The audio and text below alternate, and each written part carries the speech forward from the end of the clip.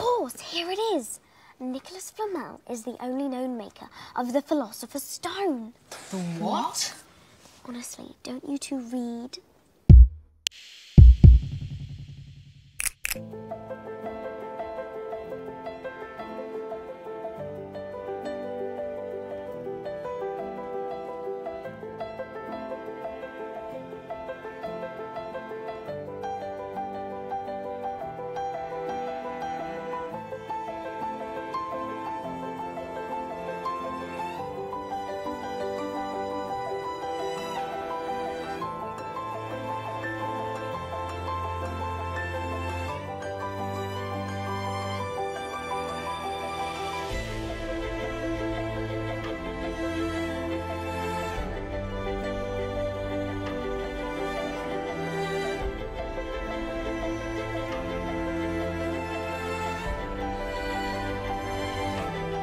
Parmi les gens qui habitaient ici, il y avait un certain Nicolas Flamel. À l'époque, c'est quelqu'un qui est écrivain public, qui vend des livres, qui travaille dans ce métier-là.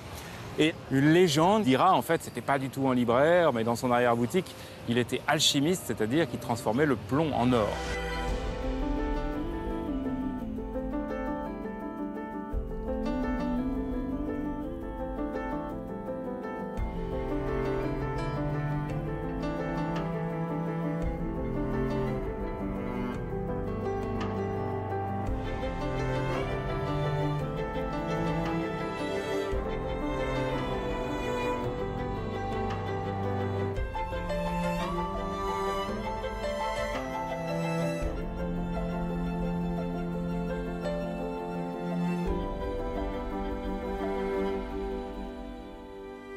Un alchimiste, c'est celui qui, enfin pour Nicolas Flamel, sait transformer le plomb ou tout autre métal commun en métal précieux, c'est-à-dire en or de préférence. Aujourd'hui, vous savez, vous allez acheter un billet du loto ou quelque chose comme ça, vous prenez un bout de papier et vous espérez qu'il va se transformer en or. Il n'y a rien de bien différent. Les hommes ont toujours eu le mythe de vouloir gagner beaucoup d'argent.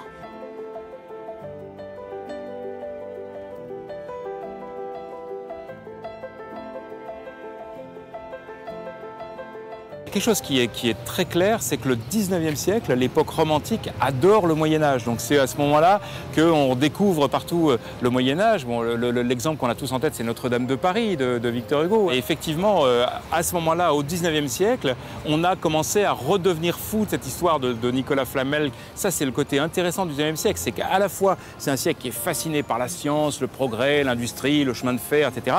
Et en même temps, c'est un siècle qui n'adore rien tant que les légendes noires, les sorciers, les Notre-Dame de Paris, la cour des miracles, la magie, etc.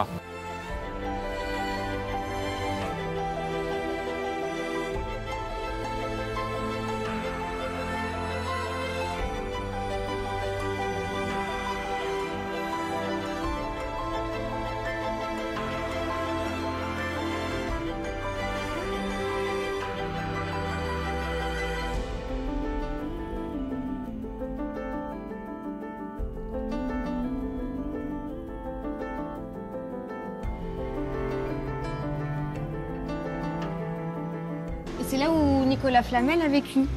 Exactement. C'est le N de Nicolas? Oui.